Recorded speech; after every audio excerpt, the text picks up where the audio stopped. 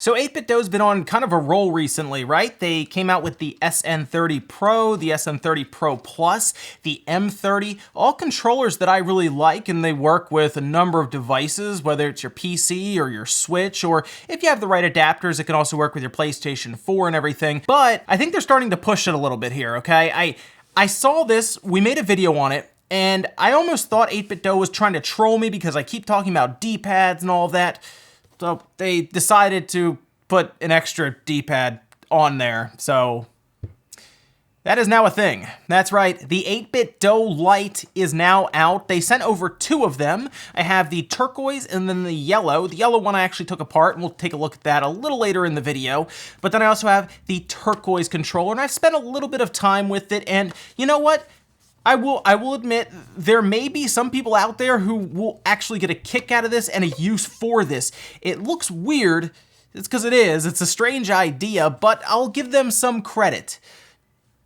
It's so strange that I don't think I would have come up with this or many other people, although, you know what, I guess they're following the path that's been laid out to them from the Virtual Boy. Well, at least from the controller side, they're not making a terrible headset or anything like that you're gonna use. But a turquoise edition 8BitDo Lite controller, well, it might be something you may want to look into, and I'm not even kidding. I'll talk about some of the cool things about this controller and then some of the drawbacks, because there are definitely some drawbacks to this controller. However, it's not as bad as it looks. So looking around the box, I think it's pretty clear what their inspiration is for this controller, and I have the turquoise Switch Lite to my right over here, so we'll take a look at that, but it goes over Switch, Steam, Windows, Raspberry Pi. So a lot of their 8BitDo controllers work really well with any of the emulators and stuff that you would use for your Raspberry Pi, and this connects through Bluetooth, so no problem there with the latest Raspberry Pi board. And of course, to the Switch, 8BitDo has focused heavily on Switch support, and that's pretty cool since, well, we have the Super Nintendo library, the Nintendo library, and a lot of Neo Geo games coming over, so sure, we would want some old school D-pads, well, in this case, two old school D-pads, I guess, on our controllers. Let's go ahead and kick this guy open. Now, this does have 18 hours of battery life, according to them, and it's missing a bunch of stuff. There's no motion, no NFC, and no rumble. None of that is here, so keep that in mind. They did strip out a lot of features. However, it is $25, so it is one of their cheaper controllers. Here is our controller. Now, one thing that you want to keep in mind here, it is a fairly small controller. This is not a large controller. Here, for example, is this. Then we have the SN30 right above it. It is smaller than the SN30, and the SN30 was already kind of a smaller controller, one that you'd be able to take with you. Maybe the analog sticks kind of make that a bit harder. However, this is a very portable controller. This easily fits in your pocket, and that might be the biggest thing that people can take away from this is a controller that will travel well. And if you do look at it next to like a turquoise Switch Lite, it is very, very close. It's off by like that much in terms of the shade of the turquoise, but it is very, very close. So again, if you like this turquoise shade, hey, you'll like this controller for, I guess, its color and all of that. But the feel of it is not bad. It has that same kind of matte texture around it, so it's not too hard to grip. It is small though, so for me, it's it kind of gets lost in my hands. We'll say that. It's not great for anyone with medium to large hands, but if you have smaller hands, this would not be too bad for you. And like I said, it travels well because it is so low profile. When you kind of flip it up here, there's nothing really sticking out of the top like this would have analog sticks. This does not have that. The analog sticks have been replaced with D-pad, and yes, it is strange. It says L and R, and then we have the D-pad that the system will recognize here that are basically the buttons that the Joy-Con controller has, but then we have two separate D-pads, L and R. Now, I know what you're thinking, and the answer is yes.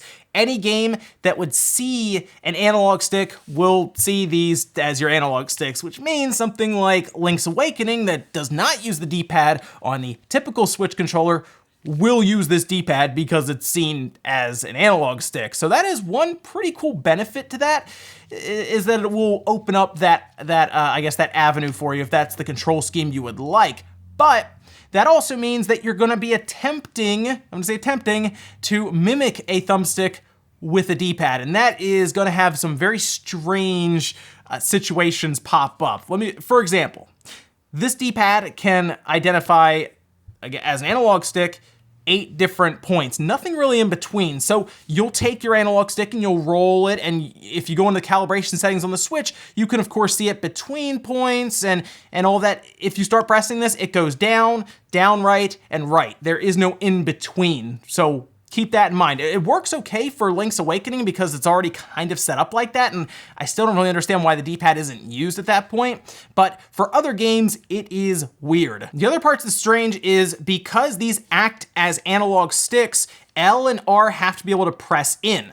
So you would click this down to hit that L3 or R3, and the issue we run into is that you end up hitting any of these directions when you go to press it down. So the function is there, like it exists on this, but it is not accurate at all, and you're gonna end up pressing something else 9 times out of 10. So let's say you're trying to melee something in like Doom or something like that, and you have it set up like that. You press this, and maybe you accidentally look a little bit to the left or right. It is not an accurate press. What I would prefer analog would do here is they took these L3 and R3 buttons out of here and put them somewhere else, whether it's like macro buttons in the back. That way, at least we wouldn't have to hope that we get it right and press it just in the middle without touching anything else, because it is so difficult to do with this. I'd prefer it just to be separated, and you know what, if I'm pressing L3 or R3, I'll just tap another button. At least throw macro buttons on here so we can map those away, because anything that needs that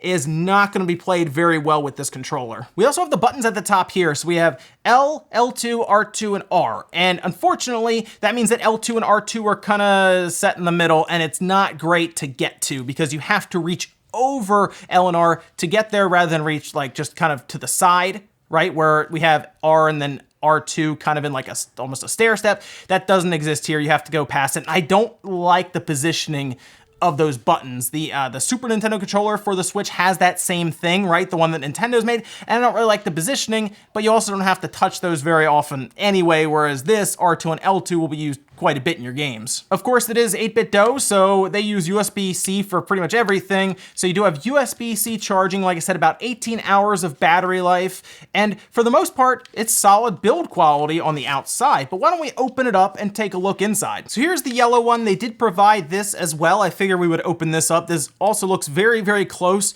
to the Switch Lite color, although I don't have a yellow Switch Lite, so I can't guarantee that, whereas the turquoise one I could put right next to it. Same setup and everything. There are no screws on the outside, so the back actually pops off. There are clips around the edge, so you want to use like a plastic spudger tool or just something to kind of wedge between it. You could use an old credit card, that may work, or just fingernails if you don't mind maybe breaking one or something to get it open. But once it is open, you can see the battery here. It is a plug-in battery, so it'll run down and plug in right there. It's 480 milliamp hours, which is about right for 8-bit DOE, and I believe I've seen this size in a few of their other controllers as well. Couple of Phillips head screws on the outside here. There's also one screw under the battery here, but after removing all of those, this guy just kind of lifts up, and we can take a look right at the motherboard. I figured there wouldn't be a ton of stuff going on in here as it's a pretty small controller in general, but I really wanted to take a look at the D-pad. This whole board will just lift out. We do have our antenna at the bottom here. Okay, so if you're, I guess you'd be covering up down here, that could be a problem, but I think they're in a good spot right there. For where they could put it, that's probably the best spot that they could come up with. So, okay, we'll go with that. Now, looking at the front here. So this is a weird setup with this board. From what I can tell, there is no middle button on this board between all of the D-pad buttons that I kind of figured would be there. So the way I kind of envisioned this working is that they had all of your typical buttons on the D-pad where they're tactile, so you just have 4, similar to what we've seen with other systems like the 3DS, for example, or even the Joy-Con controller that has 4 separate buttons, and I figured that maybe they had one small one in the middle. However, it does not look to be the case here. In fact, it all looks the same if you take a look at it, right?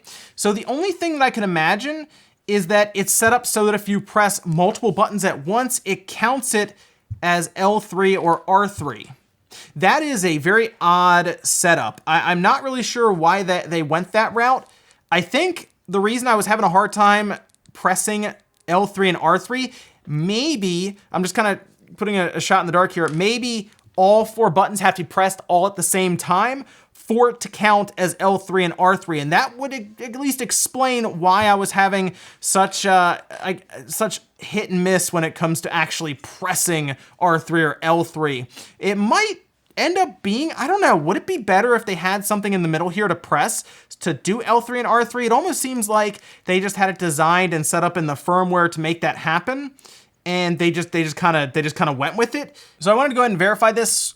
So what I did was I just plugged in the battery on this board and connected it to the Switch Lite that I had out, and I mostly wanted to see if what I was thinking was correct, where in order to activate L3 or R3, you had to push down all 4 buttons. So by me just mashing the D-pad as hard as I could, it was kind of working and kind of not. And well, let's take a look. So I have the board here. I have the Switch Lite kind of set up in that mode where you can test buttons.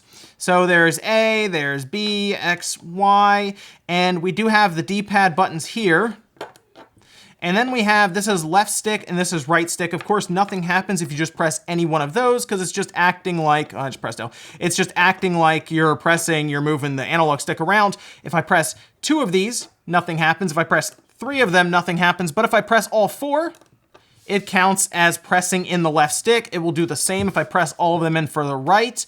So yes, it looks like in order to get the press to actually count, you have to pretty much mash down the D-pad and try to hit all 4 buttons at once. And I don't know if that's a great way to do it, especially if you're trying to play something, I guess if you want to try to play Doom with it or anything that needs to press L3 or R3 with some precision, definitely not going to work well that way. And ladies and gentlemen, it's going to do it here for the 8BitDo Lite. Would I buy this controller? Honestly, I might look at some of their other ones like the SN30 Pro or the SN30 Pro Plus. However, this is at least different. Some people might get a kick out of the 2 D-pads on here, and it definitely travels better than any of their other controllers. And I think a lot of that has to do with the lack of analog sticks adding to some height to this controller. This definitely fits in your pocket better than anything else I would say that they have. It's, at this point, their smallest controller. And hey, if you want a D-pad in a game that doesn't support D-pads and only the left stick, this will fix that. But you're also not going to be clicking in left or the L3 or R3 very easily, and you'd have to get used to things like L2 and R2 being right next to R and L. No rumble, no NFC, no motion controls, but $25. You know, it's at least different, and I'm glad 8BitDo is trying something new. It's just going to need a little bit of work around this controller. Thanks, guys, for watching. Make sure you like the video on the way out if you liked it. Dislike it if not, and I'll see you guys next time.